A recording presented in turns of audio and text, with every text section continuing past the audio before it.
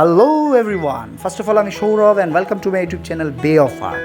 আজকে তোমাদের জন্য যারা ছবি শিখছো, নতুন ওয়াটার কালার শিখছো, তাদের জন্য একটি খুবই চমৎকার ভিডিও নিয়ে এসেছি এবং তাদের জন্য এটা খুব প্রয়োজনীয় একটা ভিডিও হবে, তো মন দিয়ে দেখবে।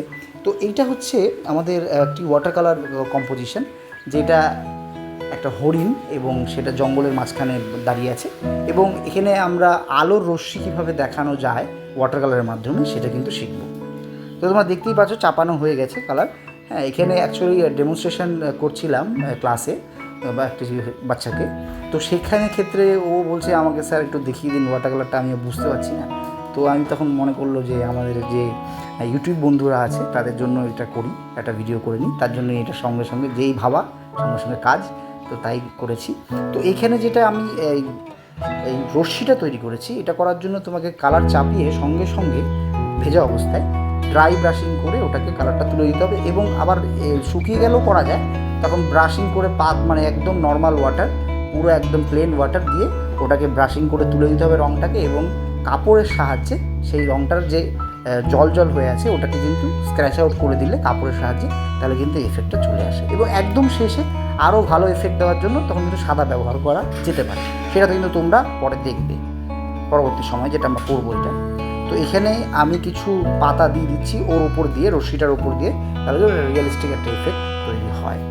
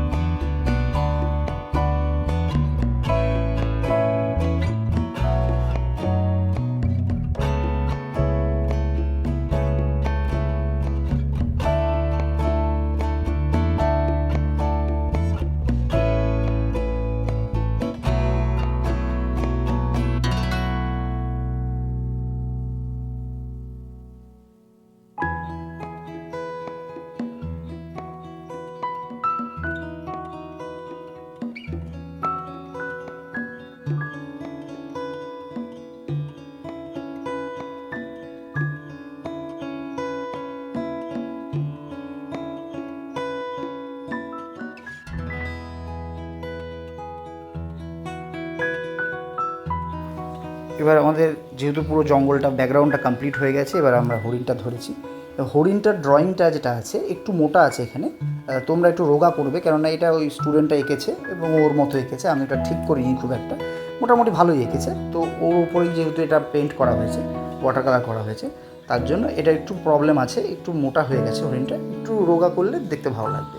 তো যাই হোক, তো এখানে কিছু মাসেল কিন্তু আমি দিয়ে দিচ্ছি, যাতে করে হরিণটা যতটা পারা যায় রিয়েলিস্টিক করা যায়। এবং ব্যাপারটা হচ্ছে একদম এক্সট্রিম লেভেলে আমরা যাব না, কেননা এক্সট্রিম লেভেলে যদি যেতে হয় তাহলে কিন্তু স্টুডেন্ট ওয়ার্ক হবে না, কেননা স্টুডেন্টদের শেখানোর ব্যাপার, এটাই আছে আমাদের আসল উদ্দেশ্য। তো যারা নতুন শিখছো তাদের জন্য কিন্তু এটা করা। তো এখানে আমরা যেটা করছি, ছবিটাকে ওই স্ক্র্যাচ আউট করে, কালার স্ক্র্যাচ আউট করে কিন্তু আমরা এখানে মাসেলটা দেওয়ার চেষ্টা করছি। মাসেলগুলো যত অ্যাকিউরেট করবে তত কিন্তু হরিণটা রিয়েলিস্টিক দেখাবে। এবং আমাদের এটাও মাথায় রাখতে হবে, পেছনে আলো আছে, সেই আলোর মধ্যে সেই আলোর ঝলকানিগুলো দেওয়া বা রিফ্লেকশনগুলো দেওয়ার জন্য আমরা কিন্তু সাদা ব্যবহার করবো একদম শেষের দিকে।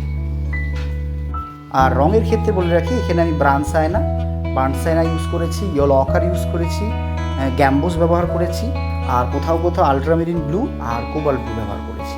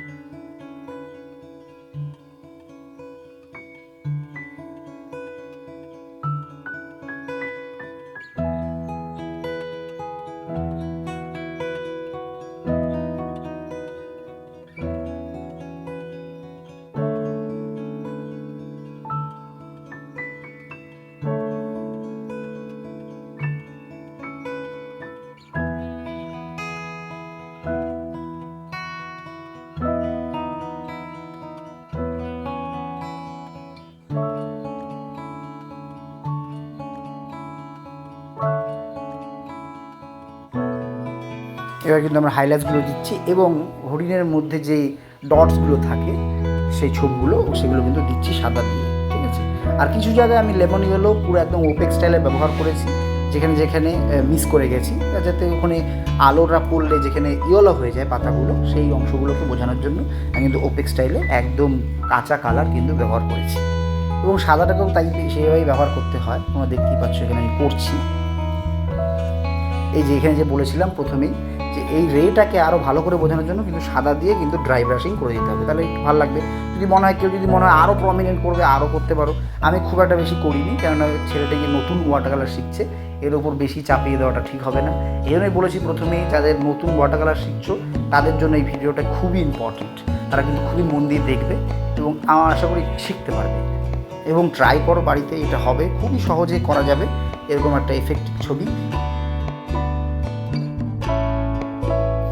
আর খুব ইম্পর্টেন্ট কথা, ছবিটা যেমন ইম্পর্টেন্ট, আর আমার কাছে এটা ইম্পর্টেন্ট কথা যে সাবস্ক্রাইব করো, do subscribe my channel please.